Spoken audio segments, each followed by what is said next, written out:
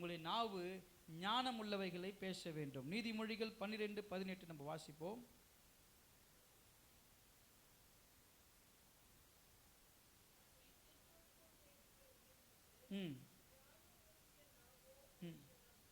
ஞானம் உள்ளவருடைய நாவோ மருந்தாய் இருக்கிறது. ஔஷதம்ன்றது மருந்து.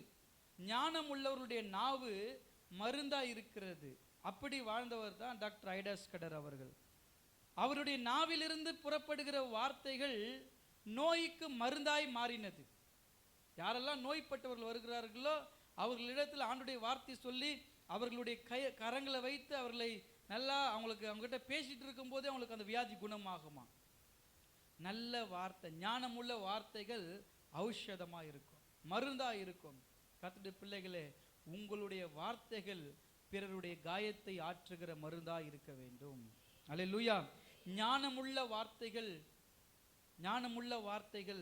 காயங்களை ஆற்றக்கூடியதா இருக்கும். ஞானம் இல்லாமல் பேசுகிற வார்த்தைகள் பிறருக்கு காயத்தை ஏற்படுத்தும். நீங்க காயம் ஏற்படுற மாதிரி பேசுறீங்களா, இல்ல ஔஷதமா மருந்தா இருந்து காயத்தை ஆற்றக்கூடியவர்களா இருக்கிறீங்களான்னு சிந்திக்கப்படும்படி நீங்க அழைக்கப்படுறீங்க. மற்றொரு இடத்துல பேசும் பொழுது ஞானமா பேசுங்க. ஞானம் இல்லாதவர்கள சில பேர் அவங்க கிட்ட கேட்டா, நான் ரொம்ப ஃப்ராங்கா இருப்பேன். என்ன இருப்பாங்களா? நான் ஃப்ராங்கா இருக்கிறேங்க, நம்ம ரொம்ப சோஷியல் டைப்பு. என்ன டைப்பு? Social type. அவங்க அதனால சோஷியலா பேசுறேன்ட்டு காமெடியா பேசுற டபுள் மீனிங்ல பேசிட்டு இருக்கும். அது பேசுறது எல்லாமே வில்லங்கமாவே இருக்கும். அதுவே சிரிச்சுட்டு, நான் யாரும் சிரிக்கலையா நீங்க, நான் காமெடி பண்ணேன் அப்படின்னும். அது என்னது? ஞானம் இல்லாத பேச்சு. 4 பேர் கூப்பிட்டா உடனே சிரிக்கணும்.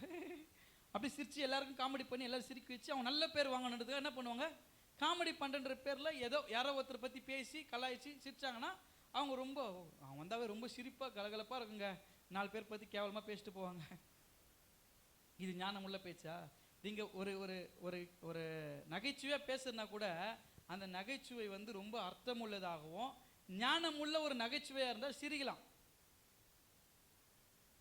சில பேர் சொல்லுவாங்க, கடி ஜோக் சொல்றேன்ட்டு சாவடிப்பாங்க. ஃப்ரெண்ட்ஸு கூட போனா நான் கடி ஜோக் சொல்லிட்டோமா அப்படின்ட்டு சொல்லணும். அப்படின்னா இப்போ கட்சினே அதான் ஜோக்கு அப்படின்னும். ரொம்ப ஒஸ்ட்டு என்னென்னவோ பேசுவாங்க. அதனால ஆண்டவர் சொல்ல, துர்மார்க்குடைய ஆலோசனை நடுவாம பாவியுடைய வழி நில்லாம அவன் உட்கார இடத்துல நீ உட்கார கிளம்பி வந்துரு மகனே மகளே, அவ்வளோதான். இதுதான் ஞானம் உள்ளவங்க. அப்படி இருந்தீங்கன்னா உங்க வார்த்தை 4 பேருக்கு மருந்தா மாறும். எத்தனை பேர் நான் காயம் மாற்றுகிற மருந்தாய் செயல்படுவேன்? அல்லேலூயா.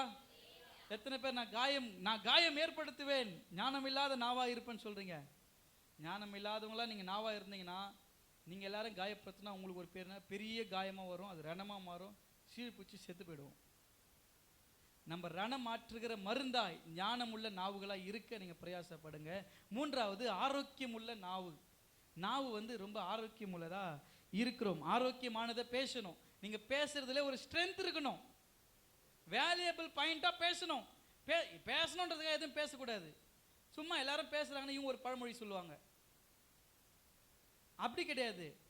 எல்லாம் எதனா ஒன்று சொல்லாங்கன்னா இவங்களும் நிறைய பேர் என்ன சொல்லுவாங்கன்னா, நிறைய பேர் மூக்கு நோய்க்கிறதுன்னா ரொம்ப பிடிக்கும். 4 பேர் விஷயம், நான் ஏதோ அவங்க குடும்ப விஷயம் பேசுனுக்கிறேன்னு வச்சுங்களேன், ஆமாம் ஆமாம் என்கிட்ட கூட சொன்னா அப்படின்வாங்க. என்ன சொன்னா? இல்லை என்ன சொன்னாங்க சொன்னா, உங்ககிட்ட சொன்னாங்களா? அதான் சொன்னாங்க. என்கிட்ட என்ன சொன்னாங்க சொல்லு. உங்ககிட்ட சொன்னதான் என்கிட்ட சொன்னாங்க. என்ன சொன்னாங்கன்னு சொல்ல மாட்டாங்க கடைசி வரைக்கும். என்ன சொன்னாங்கன்னா என்ன, அவங்ககிட்ட சொன்னது என்கிட்ட சொன்னாங்க. சரி உங்ககிட்ட என்ன சொன்னாங்க? உங்ககிட்ட சொன்னது என்கிட்ட சொன்னாங்க. என்கிட்ட எதுவுமே சொல்ல, என்கிட்ட எதுவும் சொல்ல. சும்மா மூக்கு நோய்ச்சி பிரச்சனையை அது சொல்லுவாங்கல்ல, குட்டையை கலைக்கு என்ன பண்ணுறாங்களாம், மீன் பிடிக்கிறாங்களாம். ரொம்ப ஈஸியாக பிடிச்சிடலான்ட்டு அவங்க குட்டை கலப்பின்னு இருப்பாங்க. சில பேர் குட்டை கலக்குறாங்க. அவங்க அவங்க பேச்சில் ஒரு ஆரோக்கியமே இருக்காது. சில பேர் பேசுனாங்கன்னாவே நம்மளுக்கு ஸ்ட்ரென்த் வரும். அவங்க நம்ம பக்கத்தில் உட்காந்து பஞ்சாயத்துக்கு சில பேர் கூட்டு போவாங்க தெரியுமா, இவர் பேசினாருன்னா கரெக்டாக பேசிடுவார்ப்பா, அதுதான் ஆரோக்கியமான பேச்சு. உதாரணத்துக்கு சொல்கிறேன், ஏன்னா பஞ்சாயத்துக்கு கூட்டு போயிட போகிறீங்க. ஆரோக்கியமான பேச்சுன்றதுனா தெரியுமா, ஒரு ஸ்ட்ராங்காக கொஞ்சம் காசு கொடுத்தோன்னு அந்த பக்கம் தாவறது ஸ்ட்ராங் கிடையாது. நீதியா நீதி, நியாயமா நியாயமா உங்கள் பேச்சில் தரம் உள்ளதா, உண்மை மாதிரி பேசணும். பைபிள் சொல்லுது, உள்ளதை உள்ளதென்றும் இல்லாதது இல்லாத என்றுமே சொல்லுங்க. இருக்கிறத இருக்கிற மாதிரி தான் சொல்லணும். நீங்க மாத்தி மாத்தி பேசிக்கிட்டு அப்படி பேசுறவங்க, அதாவது கரெக்டா பேசுறவங்க எல்லாரும் மதிப்பாங்க. அது மாத்தி மாத்தி பேசிட்டு இருக்கோம். சில பேர் என்ன பண்ணுவாங்க, ஆளுக்கு ஏற்ற மாதிரி மாறுவாங்க, சூழ்நிலைக்கு ஏற்ற. ஆமா இவங்க சொன்னாலும் ஆமா ஆமான்னுவான், இவங்க சொன்னாலும் என்ன பண்ணுவாங்க, ஆமா ஆமான்னுவாங்க. இப்போ யார் சொல்றதா நம்புறதுனே தெரியாது சில பேர்லாம். அப்ப அந்த மாதிரி ஆட்களுடைய பேச்சில் என்ன இல்லை, ஆரோக்கியம் கிடையாது. இப்போ நம்ம பேசுகிற பேச்சில் ஆரோக்கியம் உள்ளதா இருக்கணும் அப்படின்னா கர்த்தருடைய வார்த்தைகளின்படி நியாயமானதையும் நிதானமானதையும் சமாதானமானதையும் உங்கள் வாயிலிருந்து பேசும்பொழுது உங்களுடைய வார்த்தைகள் ஆரோக்கியமானதாக இருக்கும். அது நீதிமொழிகள் 15:4 சொல்லப்பட்டிருக்கிறது. நம்ம வாசிப்போம். ஆரோக்கியம் உள்ள நாவு என்னது? ஜீவ விருட்சம். நாவின் மாறுபாடோ ஆவியின் நொறுக்கும். அதான் மாறுபாடானா மாத்தி மாத்தி பேசுவாங்க பாருங்க, அவங்க ஆவியை கெடுத்துக்கிறாங்க. ஆனா இந்த ஜீவன் ஆரோக்கியமுள்ள நாவு ஜீவ விருட்சியம் அப்படின்னா அந்த நாவுக்கு அந்த வார்த்தைக்கு மரணம் இல்லை. சில பேர் செத்துட்டாலும் கூட அவங்க வார்த்தை இன்னும் நிலைச்சிருக்கும். ஏன் தெரியுமா? அவங்க வார்த்தை ரொம்ப ஆரோக்கியம் உள்ளதா இருந்திருக்கும். ஆமா, அது அக்செப்டபிள், அது ஏற்றுக்கொள்ளக்கூடிய வார்த்தை அவங்க பேசியிருப்பாங்க. அவங்க இறந்துட்டாலும் அவங்க வார்த்தைகள் இன்னும் பேசப்படும். அவங்க மாதிரி யாரும் பேச முடியாது, அவங்க மாதிரி யாரும் சொல்ல முடியாது. அப்போ ஆரோக்கியமான பேசுகிற நாவு ஜீவ விருட்சத்தை போல அவங்க மறைந்தாலும் அந்த வார்த்தைகள் நிலைத்திருக்கும். அல்லேலூயா. இப்போ ஆண்டவர் சொல்லுகிறது பிரகாரமாக நம்ம வாழும் பொழுது இந்த உலகத்தில் நீங்கள் வாழ்கிறீங்கன்னா நீங்கள் பேசுகிற நம்ம மறிச்சு போகலாம். நம்ம இந்த உலகத்தில் நம்ம சரீரம் இந்த பூத உடல் மண்ணுக்கு போயிடும். ஆனால் நீங்கள் பேசின வார்த்தைகள் என்றைக்குமே நிலைச்சிருக்கும். கெட்ட வார்த்தை பேசி நீங்கள் கேவலமாக பேசிட்டிங்கன்னா சாவு கூட வரமாட்டாங்க. அது இந்த மாதிரி பேசினது தானே, அது சாவுக்கு யார் போவாங்கன்னு சொல்லுவாங்க. நீங்கள் சாகும்போது எல்லாரும் வரணும். ஆமாவா இல்லையா? சில பேர் வீட்டில் சாவு நடந்துச்சுன்னா 6 பேர் 7 பேர் கூட இருக்க மாட்டாங்க. ஏன்னா அவங்க யாருக்கிட்டையுமே பழக மாட்டாங்க. யார்கிட்ட சில பேர்லாம் பார்த்துன்னா, என்னடா இது அரசியல்வாதி, இவ்வளோ மாலையா, இவ்வளோ மக்களா, இவ்வளோ பெரிய பந்தல, இவ்வளோ பெரிய ஆளுங்களா. ஏன்னா வாழ்கிற காலத்தில் நல்லதை விதைச்சிருப்பாங்க. அவ்வளோதாங்க, நல்லதை விதைக்கணும், நல்லதை பேசணும், ஆரோக்கியமானதை பேசுனா உங்களை எல்லாருக்குமே பிடிக்கும். ஆமாவா தானே? நீங்கள் அநீதி நிறைந்ததை பேசுனீங்கன்னா உங்களை எல்லாருக்கும் பிடிக்குமா? நம்ம எல்லாராலையும் குற்றவாளி எல்லாத்துலையும் நிற்கிறது காரணம் தெரியுமா? நம்ம பேசின வார்த்தைங்க தான். நீங்கள் நல்லவங்க தான், உங்கள் செய்கை நல்லது, உங்கள் காரியம் நல்லது, நீங்கள் பேசின வார்த்தை சரியில்லையே. நல்ல அம்மா தான்ப்பா, எல்லாம் நல்லது தான் பண்ணிக்கிறாங்க, வார்த்தை சரியில்லைங்க. அப்போ ஆரோக்கியமானதை பேசும்போது ஜீவ விருட்சத்தை போல நிலைக்கும். கடைசியா 4வது, இனிமையான நாவு மென்மையானவைகளை பேசும். நம்முடைய நாவில் என்ன வரணும்? இனிமையான வார்த்தைகள்னா தெரியுமா? நீங்க நல்லா இருக்கிறீங்க, நீங்க நல்லா இருக்கிறீங்க, நீங்க சாப்பிட்டீங்களா, எப்படி இருக்கிறீங்க, மற்றவங்களை விசாரிக்கிறது, மற்றவங்க கிட்ட பண்பா பேசுறது, மற்றவங்க கிட்ட தாழ்மையா பேசுறது. இப்போ இருக்கிற பசங்கள்லாம், இப்போ நான் ஒரு பாஸ்டர்னு வச்சுங்களேன், நம்ம சாதாரணமாக வெளியே உக்காந்துட்டு இருக்கிறோம், நார்மலாக உட்காந்துருக்கும் போது அவங்க நம்மக்கிட்ட பேசுகிறாங்க. என்ன தம்பி எப்படி இருக்குங்க? நல்லா இருக்கிறேண்ணா. சாப்பிட்டியாப்பா? நான் சாப்பிட்டேன். எங்கே பாப்பா? எங்கேயோ போயின்னுக்கிறேன். இல்லை, ஒரு பாஸ்டரோ ஒரு அண்ணனோ யாரோ எப்படி பேசணும் நம்ம? சாப்பிட்டேண்ணா, நல்லா இருக்கிறேண்ணா, நீங்கள் எப்படி இருக்கிறீங்க? ஸ்கூல் பசங்க கூட எக்ஸாமுக்கு ஜோம் பண்ணிட்டு வந்தாங்க. ஒரு பாப்பா ஜோம் பண்ண முடிச்சு, என்னம்மா நல்லா படிச்சுக்கிறேன். என்னம்மா படிக்கிறேன்? 10வது படிக்கிறேன். என்னம்மா நல்லா படிச்சுக்கிறீங்களா? மனப்பாடமா? அதெல்லாம் படிச்சிருக்கிறோம், எல்லாம் ஈஸியாக தான் வரும். சரிம்மா ஜோம் பண்ணலாம். முடிச்சிட்ட பிறகு சரிம்மா போயிட்டு வாங்க, தண்ணி எதாவது ஒன்றும் வேணாம். அப்புறம் வெளியே வந்து நின்று கொஞ்சம் தண்ணி இருந்தால் கூட. இல்லை, பசங்களுக்கு மரியாதை தெரியலன்றங்க. குழந்தைங்க ஸ்கூலில் படிக்கிற குழந்தைங்க அதுங்களுக்கு கெத்து, அது நிற்கிறது. ஒரு பொம்பளை பொண்ணு எப்படிங்க நிற்கும்? நார்மலாக அப்படி நிற்பாங்க. அண்ணா சொல்லு, ஜோம் பண்ணுறதுக்கு நீ தான் ஜோம் பண்ணது அப்படி நிற்குது, ஜோம் வச்சு அப்படி நிற்கிது. அண்ணா தண்ணி கொஞ்சம் எடுத்துன்னு வாயா. குழந்தைங்க ஒழுக்கமே இல்லை. நம்மளுக்கு எப்படி இருக்குதுன்னா, அது இனிமையாக அவங்க பேசினா திரும்பி இது சர்ச்சுக்கு வரக்கூடாது சாமின்னு நினச்சிக்கலாம். இது மாதிரி பேசி இருக்குது. எல்லா குழந்தைங்களுக்கு தெரில, ஆனால் சர்ச்சில் இருக்கிற குழந்தைங்களுக்கு தெரியுது. நம்ம பாப்பா சொல்லுது, ஐயா கிட்ட அப்படிலாம் பேசாத, ஐயா கிட்ட அப்படி பேசாதன்னு. இது வந்து என்ன ஜாலியாக பேசின்னு இருக்குது, அது அவ்வளோதான். அப்போ இனிமையானது பேசுறதுக்கு முடியல. ஒரு வார்த்தையில் ஒரு தாழ்மை இல்லைங்க. குழந்தைங்க கிட்ட நம்ம தாழ்மையாக பேசணும். ஐயா ஸ்தோத்திரம் ஐயா, ஐயன்றது தாண்டி பொதுவாக ஒரு மனுஷங்கிட்ட பேசும்போது எப்படி பேசணும்? ஸ்தோத்திரங்க, நல்லா இருக்கிறீங்களா?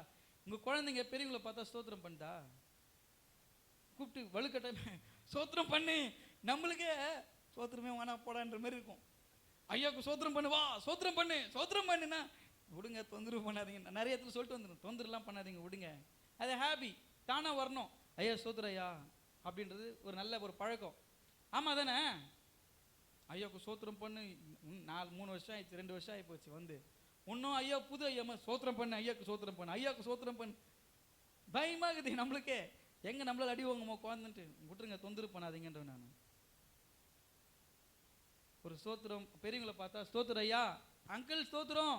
சர்ச்சு முடிஞ்ச உடனே குழந்தைங்களுக்கு சண்டே ஸ்கூல் சொல்லுங்க. அங்கிள் பார்த்தா, அம்மாவை பார்த்தா, அப்பாவை பார்த்தா. எங்கள் அப்பா அம்மாவுக்கு தினமும் சோத்திரம் பண்ணுவேன் நான். காலையிலேருந்து உடனே அப்பாவுக்கு எங்கள் அம்மா ஏபி சோத்திரப்பான்னுவாங்க. என்ன அம்மா நம்மளுக்கே சோத்திரம் பண்ணுறாங்களே புதுசு, சோத்திரமா அப்படின்றது. காலையில் எழுந்து அம்மா அப்பாவுக்கு யாரெல்லாம் குட் மார்னிங், அம்மா குட் மார்னிங்ண்ணா, அதுக்கு மூஞ்சுக்கு ஒரு குட் மார்னிங் தேவையா? நீங்கள் அப்படி நினைக்கிறீங்களா? அப்படி கிடையாது. தினமும் எங்கள் அம்மா அப்பாவுக்கு அப்பா சோத்திரம்பா, அம்மா சோத்திரம்பா. காலையில் எழுந்து யாரை பார்த்தாலும் எத்தனை முறை, ஒரு நாளைக்கு 4 பேர் 4 முறை பார்த்தா கூட சோத்திரம் அங்கிள்னு நான். அது பழகமாயிடுச்சு. யாரை பார்த்தாலும் சோத்திரம் சிஸ்டர், சோத்திரம் பிரதர். சில பேர்லாம் வெறும் நம்ம ஏன் சோத்திரம் பண்ணோம், பாஸ்டரே உக்காந்து பார்த்துனா கூட இப்படி நந்து வருது. அவரா பண்ணி சோத்திரம் சிஸ்டர்னா நம்ம சோத்திரம் இப்படி பண்ணுவோம். அவங்க இப்படி அங்கே சோத்திரம் பண்ணுதாருன்னா கை குப்பி சோத்திரம். யார் எனக்கா பண்ணுறீங்க? ஆண்டவரே ஜீவனோட ஒரு பார்க்க செஞ்சீங்களே சோத்திரம். ஆண்டவருக்கு தான் சோத்திரம் பண்ணுறோம். பாஸ்ட்டுக்கு சோத்திரம் பண்ணல, அக்காவுக்கு அண்ணன் தம்பிக்கு ஆயாவுக்கு சோத்திரம் பண்ணல. யாருக்கு? ஆண்டவருக்கு சோத்திரம் பண்ணுறோம். அப்போது சின்ன பசங்க ஜோஸ் எல்லாரையும் பார்த்துனா பண்ணோம் சோத்திரம் அங்கிள், சோத்திரம் ஆண்டி. சர்ச்சு முடிஞ்ச உடனே சோத்திரம் சொல்லணும். ஐயா மாதிரிலாம் நான் பார்த்துக்கிறேன், அவங்க நல்லா கை கொடுமா. ஐயா பிரைஸ் லார்ட், அம்மா சோத்திரமா. இங்கே கூட நிறைய பேர் முடிஞ்ச பிறகு சோத்திரம் பண்ணுவாங்க. இங்கே சில பேர் ஐயோ அதுக்கு தான் காணிக்கு போய் மாற்றிட்டு நான் பாஸ்டர்மா நின்று இருப்பாங்க. ஏங்க அவங்களதான் எப்பவுமே பார்த்துக்கிறீங்களே, அங்கேருந்து வந்து காணிக்கு போட்டு சோத்திரமா, காணிக்கு போட்டு சோத்திரமா. யோயா அவங்க தயவு செஞ்சு எனக்கு அது என்னன்னா, ஆண்டவர் எங்கே இருக்கிறாரு, சோத்திர ஏசாப்பான்ட்டு போனால் ஒரு புண்ணியங்குது. மூஞ்சிட்ட பிறகும் சர்ச்சு மூஞ்சிட்டு வெளியே போனவன் அம்மா சோத்திரமா, ஏமா அங்கே ஒரு முறை பண்ணிய இப்போ தானே காணிக்க போட்டு பண்ணிட்டு போனீங்க, மூஞ்ச பிறகு எல்லாமே சோத்திரமா சோத்திரமா அப்படி கிண்டல் பண்ணுற மாதிரி. அது ஒரு வழக்கமாக இருந்துச்சு, அது கடவுள் மாற்றிட்டாரு. நான் என்ன சொல்கிறேன்னா, ஸ்தோத்திரம் ஆண்டவருக்காக, ஆண்டவருக்கு ஸ்தோத்திரம் பண்ணணும். உங்கள் நாக்கு வந்து இனிமையானதை பேசணும். இப்போது ஒரு குழந்தை வந்து ஓடி வந்து சர்ச்சு ஸ்தோத்திரம் ஆண்டின்னா, யார் பிள்ளை நீ நல்லது கற்றுக்க தோணுமா இல்லையா? உண்மையை பேசும் சில குழந்தை, பொய்யே பேச தெரியாது. நல்ல வளர்ப்பு அதுதான். உங்கள் நாவு இனிமையானதை பேசணும். பிள்ளைங்க தாழ்மையானதை பேச கற்றுக் கொடுங்க. எல்லாருக்கும் தாழ்மையானது வேற, உண்மைன்றது வேற. நீங்கள் வந்து எல்லாத்தையுமே வந்து போட்டு கொலாப்ஸ் பண்ணிக்காதீங்க. உங்கள் பிள்ளைகளுடைய வாயிலிருந்து வர வார்த்தைங்க எப்படி இருக்கணும்? சில பிள்ளைங்க பேசினா ரொம்ப பிடிக்கும், அவங்க இன்னும் கொஞ்ச நேரம் பேசுவாங்களான்ட்டு. நானும் பாஸ்டர்மெல்லாம் அங்கே பிள்ளைந்தப்பில் ஒரு தம்பி இருந்தான், ஜபான்னு சொல்லிட்டோம். உட்கார வச்சு ரொம்ப நேரம் அவங்ககிட்ட என்னென்ன கேள்வினா கேட்போம். அவ்வளோ ஸ்வீட்டாக பதில் சொல்லுவான், அழகாக பேசுவான், ரொம்ப நல்லது. இப்போ கூட 2 பேர் புதுசாக வந்துக்கிறானுங்க, அவனுக்கு கூட பேசினா நல்லா பேசிகிட்டே இருக்கிறானுங்க. குழந்தைங்கிட்ட உட்காந்து பேசுவேன். எனக்கு 2 பேர்த்த ரொம்ப பிடிக்கும். ஒன்று குழந்தைங்கிட்ட உட்காந்து நிறைய பேசுவேன். ரொம்ப வயசானவங்க இருக்கிறாங்க பாருங்க, பூமணி சிஸ்டர், இந்த மாதிரி சிஸ்டருங்கிட்ட உட்காந்து கொஞ்ச நேரம் அவங்க வயசானவங்கிட்ட பேசுறதும் குழந்தைங்கிட்ட பேசுறது 2 ஒன்று தான். அவங்க கள்ளங்கப்படம் இல்லாமல் ஏதோ ஆயாங்க நல்லா பேசுவாங்க, அது பேசிகிட்டு இருப்போம், அவ்வளோதான். இனிமையானதை பேசணும். சார் நல்லா பேசுவார், போயிட்டாரப்பா அவரு. இதுதாங்க வாழ்க்கை. யதார்த்தமாக நீங்கள் யோசிச்சு பாருங்க, அவர் வாயத்தோடு நல்லா பேசுவார், அவர் வாயில் எந்த தீமையும் வந்தது கிடையாது. ரொம்ப ஸ்வீட் பர்சன் வாங்கல. உங்கள் வார்த்தையில் வாயிலேருந்து இனிமையாக வந்தால் தானே நீங்கள் ஸ்வீட் பர்சனாக இருக்க முடியும். என்னை யாருமே ஸ்வீட் பர்சன்னே சொல்ல மாட்டாங்கன்னா, நீ ஸ்வீட்டு தின்னதால ஸ்வீட் பர்சன் சொல்லுவாங்களா என்ன? நீ உண்மையாக நீ இனிமையானதை பேசினா தான் இனிமையானவர்களாக இருக்க முடியும். அதனால பேசும்போது மதிப்போடு மரியாதையோடு நாகரிகமாக பேசணும். நாகரிகம் இல்லாத பேச்சு. சர்ச்சுக்கு வர பிள்ளைங்க, நீங்கள் எந்த அப்பா அம்மா கிட்ட பேசினாலும், உங்கள் ஃப்ரெண்டுடைய அப்பா அம்மாட்ட பேசினாலும், சபைக்கு வெளியில் இருந்தாலும், குடும்பத்தில் உறவுகள் இருந்தாலும், அவங்க கிறிஸ்துவங்க அறிவுங்களோ அறியாதவங்களோ வீட்டுக்கு வந்தாங்களா, ஸ்தோத்திரம் ஆண்டி, ஸ்தோத்திரம் சித்துப்பா, தண்ணி குடிங்கன்னு. அது ஒரு நாகரிகம். இப்போ சர்ச்சுக்கு போகிற பிள்ளைங்க எப்படி இருக்குதுப்பா, நம்ம வீட்டில் இருக்கிற பிள்ளைங்க அப்படி சொல்லணும். அப்போ நல்ல வேலை நம்ம வீட்டில் இருக்கிற புள்ளி இந்த புள்ளையும் ஒரே மாதிரி தாங்க. இப்போ மதிக்காம உட்காந்து டிவி பார்த்து நல்லா கால் தூக்கி வச்சுனுக்குது, ஃபோன் நோண்டினேன். என் பிள்ளை தான் அப்படி இருக்குதுன்னு பார்த்தேன். கோயிலுக்கு போகிறதும் அப்படி தான் இருக்குது. ஒரு பெரிய மாற்றம் இல்லைன்னு உங்களை பார்த்து சந்தோஷப்படக்கூடாது. அந்த வளர்ப்பு பாரு எப்படி இருக்குதுன்னு சொல்கிறோம். சரியா? அதுதான் இனிமையான நாவுகள். உங்கள் நாவிலிருந்து வார்த்தைகள் ரொம்ப இனிமையாக இருக்கணும். குழந்தைங்களுக்கு சொல்லி தராங்க. நாயின்னு சொல்ல, அவனை போடான்னு சொல்லு, சீன்னு சொல்லு. ஏங்க எத்தனையோ வசனம் இருக்குது, எத்தனையோ குட் மார்னிங் சொல்லு, பிரைஸ் லார்ட் சொல்லு, அல்லேலூயா சொல்லு, சோத்திரம் சொல்லு, இப்படி சொல்லி தரேன். சீன்னு சொல்லு பார்க்கலாம். அன்னைக்கு ஒரு அம்மா சொல்லுங்க, சீன்னு சொல்லுன, அதையே சொல்லுங்க, சீ சீ அப்படின்னு இருக்குது. ஷமீனேன்னு சொல்லு. குழந்தைக்கு போய் என்ன சொல்லி கொடுப்பேன்? பண்ணின்னு சொல்லு. இதுதான் சொல்லி கொடுக்குறதா குழந்தைக்கு லட்சணம்? இனிமையா? இது இனிமையான சொற்களா? நீங்க யோசிச்சு பாருங்க. குழந்தைங்களுக்கு போடா நாயேன்னு சொல்லு. லாஸ்ட்ல அந்த வார்த்தை யார் ஃபர்ஸ்ட் யார்கிட்ட தெரியுமா சொல்லுவாங்க? சொல்லி கொடுத்தீங்க பாருங்க, உங்ககிட்ட தான் சொல்லுங்க. குழந்தைங்களுக்கு அப்படிலாம் சொல்லி தராதிங்க. பேசுனா பலன வாயில மேலே பேசக்கூடாது, கம்முன்னு அடிக்கணும், வாய் மேலே அடிக்கணும். அடிச்சுட்டு ஏய் என்ன பேசுற அந்த மாதிரிலாம் பேசக்கூடாது. நீங்க இன்னைக்கு ஒரு சின்ன வார்த்தை விட்டீங்கன்னா நாளைக்கு உங்க எதிர்க்க தைரியமா எந்த வார்த்தை வேணா பேசுவான், எந்த வார்த்தை வேணா பேசுவான். அப்ப இனிமையானதை நம்ம நாவு பேசணும்னா அந்த பிள்ளைங்களுக்கு நீங்க நல்லவைகளை சொல்லி தரணும். வசனம் சொல்லிக் கொடுங்க, பிரைஸ் லார்ட் சொல்லிக் கொடுங்க, அல்லேலூயா சொல்லிக் கொடுங்க. எவ்வளோ நல்ல வார்த்தைகள் இருக்குது, அதை சொல்லிக் கொடுங்க. அதெல்லாம் விட்டுட்டு திட்டுறது, கெட்ட வார்த்தை, போடான்றது, இன்னொன்று காரி துப்பு பார்க்கலாம். அது இப்போ இல்லை, வளர்ந்து பெருசான இருக்கும். எல்லாம் நான் பார்க்குறேன். இப்போ கூட வாலி பசங்க பேர் பேசினே இருக்கிறான், கர்றன்றான். என்னன்னு கேட்டால் சின்ன வயசுல காரி துப்பு பழக்கமாயிட்டு இருக்குது. அதுக்கு அது துப்பினே இருக்குது எப்போ பார்த்தாலும்.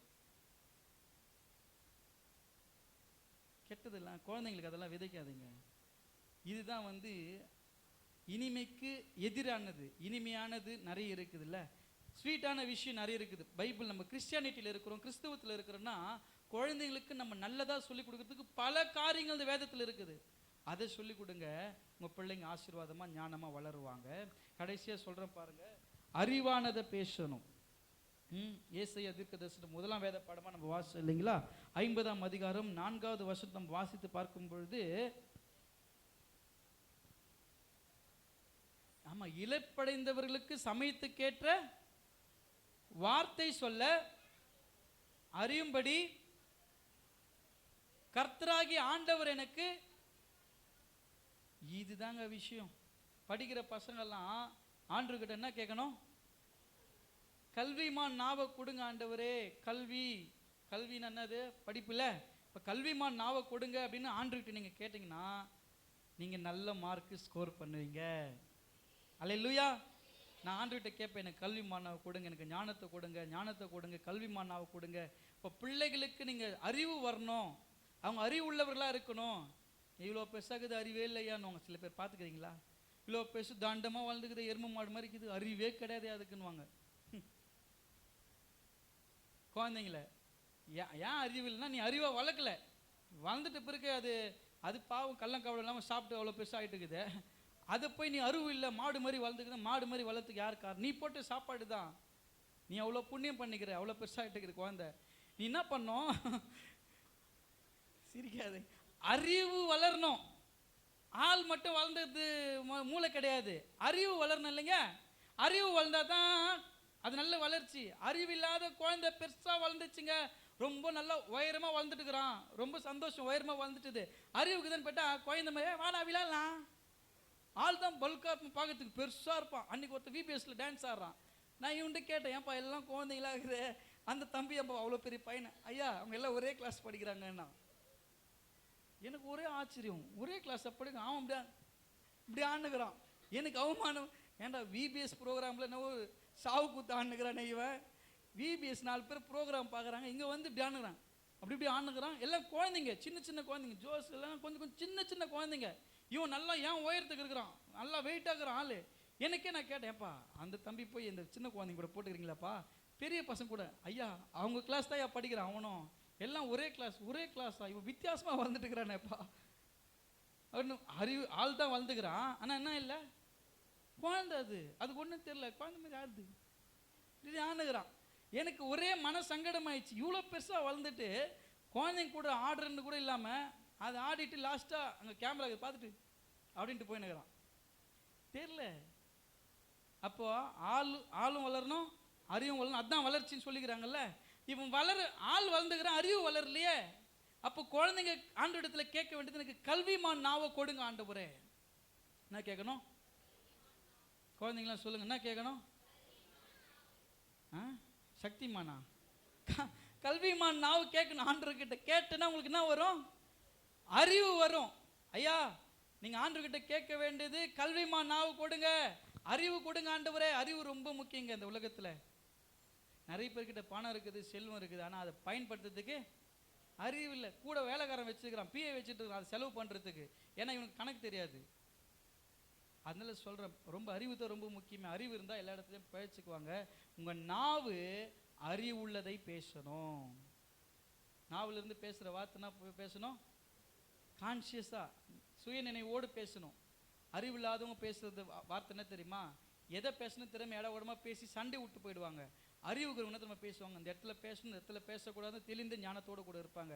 அப்போ பேச வேண்டிய இடத்துல ஞானமாக பேசக்கூடாது. அறிவுள்ள நாவு, அது கல்விமான் நாவு. அதை ஆண்டு இடத்துல கேட்டு பெற்றுக்கொள்ளுங்க. அந்த கல்விமான் நாவு எல்லாருக்கும் ஔஷதமாக இருக்கும். அல்லேலூயா. இப்போ நாவு வந்து நெருப்பு, நாவு வந்து சுக்கான், நாவு வந்து அநீதி நிறைந்த உலகம். இப்படி நம்ம வாழ்ந்து கொண்டிருக்கிறோமா, அல்லது நீதியை பேசுகிற நாவாக, ஞானம் உள்ளதை பேசுகிற நாவாக, ஆரோக்கியம் உள்ளதை பேசுகிற நாவாக, இனிமையானவைகளை பேசுகிற நாவாக, அறிவுள்ளவைகளை பேசுகிற நாவாக இருக்க வேண்டுமா என்பதை யோசித்து பாருங்கள். இது நீங்கள் யோசிச்சிங்கன்னா உங்கள் பிள்ளைகளை ஞானமாக வளர்ப்பீங்க. உங்கள் குடும்பத்தில் எந்த சண்டை இருக்காது, எந்த சச்சரவு இருக்காது. உங்கள் பிள்ளைங்களாம் நல்ல கவர்மெண்ட் ஜாப்பில் நல்ல மதிப்பெண்களோடு நல்ல இடத்துல ஆசீர்வாதமாக இருப்பாங்க. அப்படின்னா அவங்களுடைய நாவிலிருந்து வருகிற வார்த்தைகள், அவங்களுடைய பிரதி உத்தரம் எப்படி இருக்கணுன்றத பிள்ளைகளுக்கு நீங்கள் சொல்லிக் கொடுத்து வளர்க்கணும். நீங்களும் அப்படிப்பட்டவைகளை பின்பற்றணும். உங்களுடைய நாவை நீங்கள் எது வாழ்கிறதுக்கும் சாவறதுக்கும் எதுக்கு வேணால் அந்த நாவை பயன்படுத்தலாம். வார்த்தையினால நிறைய பேர் கொண்டுடாதீங்க, வார்த்தையினால காயப்படுத்திடாதீங்க, வார்த்தையினால உங்கள் அன்புக்குரியவர்களை பிரிஞ்சிடாதீங்க. நீங்கள் அதே வார்த்தையினால பிரிந்த குடும்பத்தை ஒன்று சேர்க்கலாம். அதே வார்த்தையினால சமாதானத்தை உண்டு பண்ணலாம். அதே வார்த்தையினால நல்லதை பேசலாம். ஒருத்தரை பற்றி 4 பேர்கிட்ட பேசும்போது நல்லதாக பேசுங்க. அவங்களுக்கு வந்து கெட்டது நிறைய இருக்கும், அதை விட்டுருங்க. அவங்ககிட்ட நல்லதை பேசுங்க. அவன் கெட்டவனா இருந்தவன் நல்லவனா மாறிடுவான். ஆனால் நல்லவனை பற்றி நீ கெட்டவனா பேசுனா நல்லவன் கூட கெட்டவன். ஏன்னா நீங்கள் அப்படி தானே மூத்திர குத்தி வச்சுக்கிறீங்க, நான் அப்படியே இருந்துட்டு போகிற சொல்லுவான். அப்போ ஒரு நல்லவன் கெட்டு போகிறதுக்கு யார் தான் காரணம்? நம்முடைய தவறான பேச்சு, நாவு தான் காரணம். அப்போது எதை ஒன்றும் எடுத்தவன் கவுத்தன் எதையும் பேசிடாமல் நாவை சரியாக பயன்படுத்தி எல்லாரும் வாழ்கிறதுக்கு வழி செய்கிறதுக்கு கர்த்தர் நமக்கு வழி கொடுத்துருக்கிறாரு. இந்த சரீரத்தை, இவ்வளோ பெரிய உடம்ப ஒரு நல்ல ஆளாக காட்டுறதுக்கு ஒரே ஒரு நாவு தான்.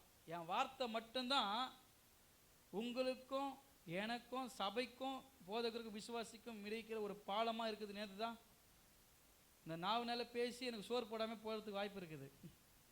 இந்த நாவுனால பேசி எனக்கு எப்பவுமே போஷிக்கக்கூடிய ஆட்களும் இருக்கும். இந்த நாவுனால என்னால் வாழ முடியும், இந்த நாவுனால கெட்டு போகவும் முடியும். அதனால் வந்து உங்களுடைய நாவை சரியான விதத்தில் வார்த்தைகளை பயன்படுத்தி நீங்கள் ஆசீர்வாதமாக மேலே வாங்க. கர்த்தர் உங்களையும் இந்த குடும்பங்களையும் ஆசீர்வதிப்பார். இந்த வார்த்தைகளை சிந்தித்து செயல்படுங்கள். எனக்கு இருக்கிற ஒரு கெட்ட